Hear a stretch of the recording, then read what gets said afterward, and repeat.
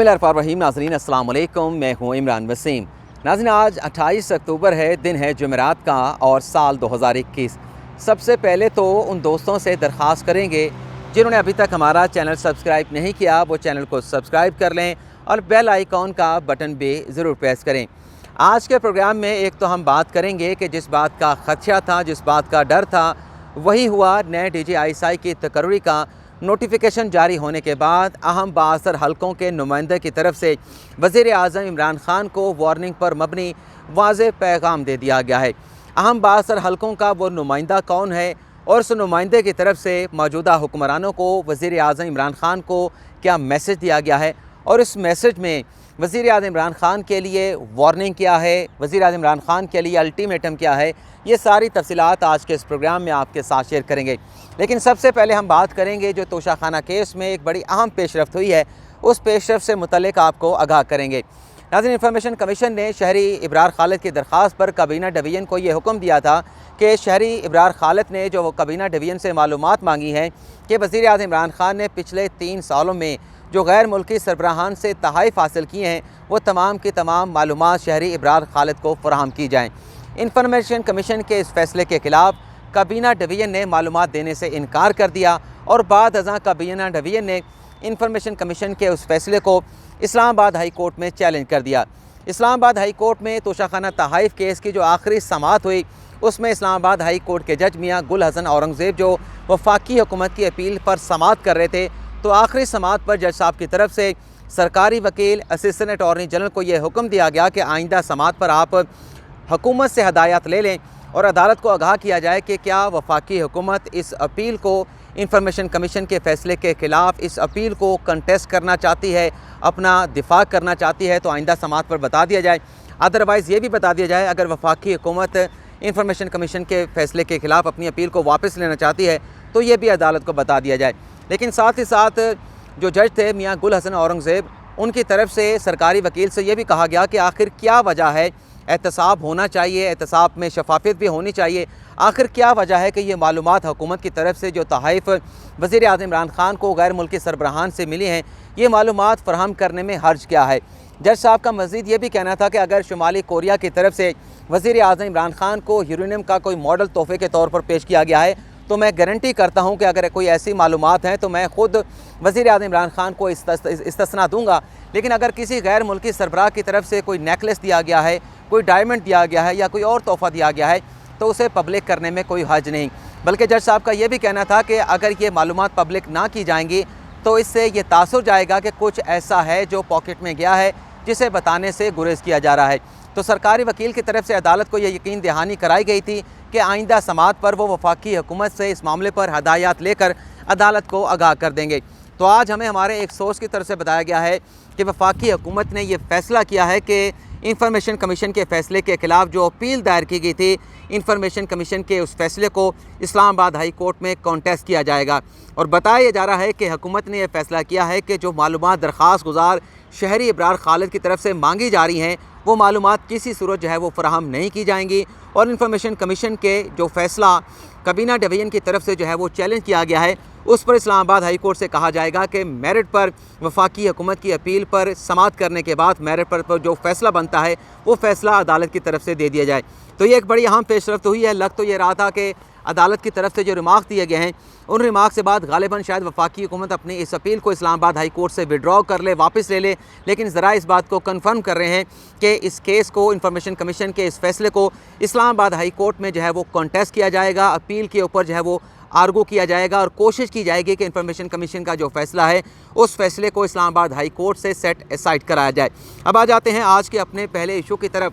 सबसे पहले जैसा कि मैंने बताया कि जिस बात का ख़दशा था, जिस बात का डर था, नए डीजी ISI की तकर्री का नोटिफिकेशन होने के बाद अब बाअसर हलकों के नुमाइंदों की तरफ से मौजूदा हुक्मरानों को और वज़ीर आज़म इमरान खान को वार्निंग पर मबनी पैगाम देने के सिलसिले का आगाज़ कर दिया गया है। तो सबसे पहले तो आपको ये बताते हैं कि बाअसर हलकों के नुमाइंदे की तरफ से वज़ीर आज़म इमरान खान को किस तरीके से मैसेज दिया गया है, नुमाइंदा का नाम क्या है, नुमाइंदे का ताल्लुक़ किसके साथ है, किस सियासी जमात के साथ है, वो भी वीडियो के आखिर में ज़रूर आपके साथ शेयर करेंगे। लेकिन आपके तजस्सुस के लिए सबसे पहले आपको बता देते हैं कि पैगाम क्या दिया गया है। उस पैगाम में वज़ीर आज़म इमरान खान के लिए वार्निंग क्या है, धमकी क्या दी है। नाज़रीन, बााثर हल्कों के नुमाइंदे की तरफ से ये मैसेज दिया गया है कि ये हुकूमत जो कायम है, जो हुकूमत चल रही है वज़ीर-ए-आज़म इमरान खान की, ये सिर्फ़ एक ही तासुर पर कायम है, ये सिर्फ़ एक ही नारे पर कायम थी और वो नारा और तासुर ये था कि मौजूदा हुकूमत और रियासती इदारे एक पेज पर हैं। और ज़राए का ये भी कहना है, जो हमें बताया गया है, कि अगर हुकूमत की तरफ से, मौजूदा हुक्मरानों की तरफ से फ़ौज के मामलात में मुदाखलत जारी रही, इसी तरह से जो है वो इंटरवीन किया गया, रियासती मामलात में मुदाखलत की गई, रियासती इदारों के मामलात में मुदाखलत की गई, तो जो तरीक़ाकार लेकर वो चल रहे हैं, इसका जो नतीजा है वो मौजूदा हुक्मरानों के लिए ठीक नहीं होगा। बल्कि ये भी बताया गया है कि उस ज़रिए ने ये पैगाम भी वज़ीर-ए-आज़म इमरान खान को दिया है कि अगर इसी तरीके से अफ़वाज पाकिस्तान की डोमेन में मुदाखलत की गई, दखल अंदाज़ी की गई, तो मौजूदा हुकूमत का अंजाम वही होगा जो उससे पहले मोहतरमा बेनज़ीर भुट्टो की हुकूमत का हुआ था, जिसमें मोहतरमा बेनज़ीर भुट्टो ने एक प्रोसीजर का हवाला दे के DG ISI से मुतल्लिक़ एक अहम फ़ैसला जो है वो लिया था, और उसके बाद मोहतरमा बेनज़ीर भुट्टो को अपने इक़्तिदार से हाथ धोना पड़े थे। ज़रिए की तरफ से ये भी पैगाम हुक्मरानों को दिया गया है कि नवाज़ शरीफ के साथ भी, नवाज़ शरीफ का भी यही पंगा रियासती इदारों के साथ हुआ करता था और उसके नताइज भी नवाज़ शरीफ को भुगतना पड़े। और आगे चल के ज़रिए ने यह भी पैगाम दिया है मौजूदा हुक्मरानों को, और जब मैं हुक्मरानों को नाम ले रहा हूँ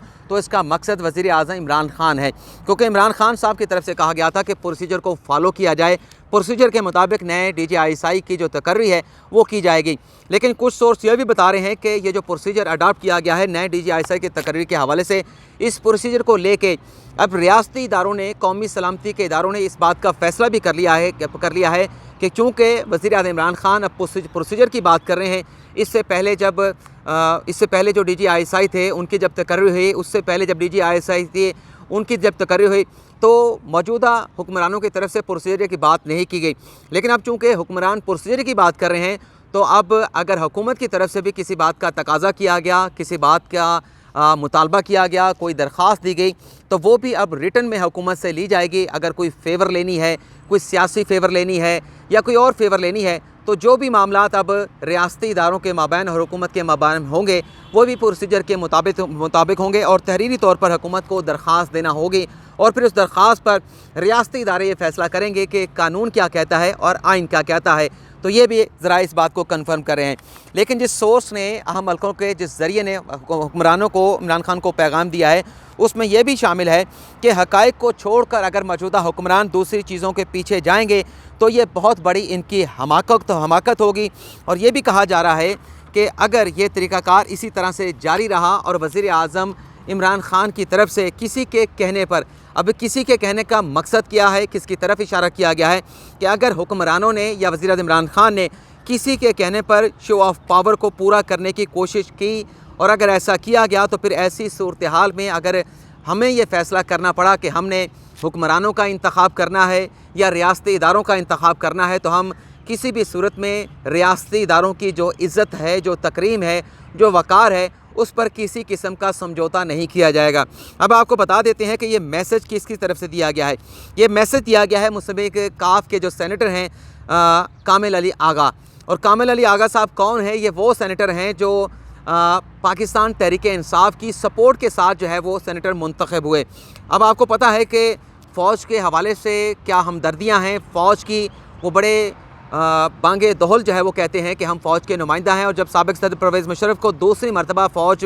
वर्दी में सदर मुंतखब करवाना था, तो चौधरी परवेज़ इलाही ने बड़े वाज़ेह अल्फाज में, बड़े साफ़ अल्फाज में कहा था कि हमें 10 मरतबा भी अगर परवेज़ मुशर्रफ को वर्दी में सदर मुंतखब करवाना पड़ा तो हम उन्हें सदर मुंतखब करवाएंगे। तो अब कामिल अली आगा साहब ने एक TV प्रोग्राम में बैठकर ये पैगाम जो दिया है, ये जो गुफ्तगू की है, ये किसी तरीके से भी जो है वो हुकूमत के लिए जो है कुछ अच्छा या नेक शगुन नहीं है, बल्कि एक अलार्मिंग सूरत हाल है कि हुकूमत के जो इत्तेहादी हैं अब डायरेक्टली इनडायरेक्टली जो उनके नुमाइंदे समझे जाते हैं, उनकी तरफ से हुकूमत को पैगाम देने का सिलसिला शुरू कर दिया गया है कि आप फ़ौज के मामलात में मुदाखलत ना करें। फ़ौज के मामलात में अगर मुदाखलत करेंगे तो आपको वही नताइज फ़ेस करना पड़ेंगे जो इससे पहले नवाज़ शरीफ या मोहतरमा बेनज़ीर भुट्टो को फ़ेस करना पड़े। साथ ही साथ कामिल अली आगा ने उस प्रोग्राम में ये भी बड़े वाज़ेह अल्फाज में कहा कि अगर हमें ऐसी सूरत हाल रही और किसी के कहने पर हुक्मरान शो ऑफ पावर करते रहे, फ़ौज के मामलात में मुदाखलत करते रहे, तो फिर हमें अगर किसी एक का इंतखाब करना पड़ा तो हम इदारों के वक़ार पर किसी किस्म का समझौता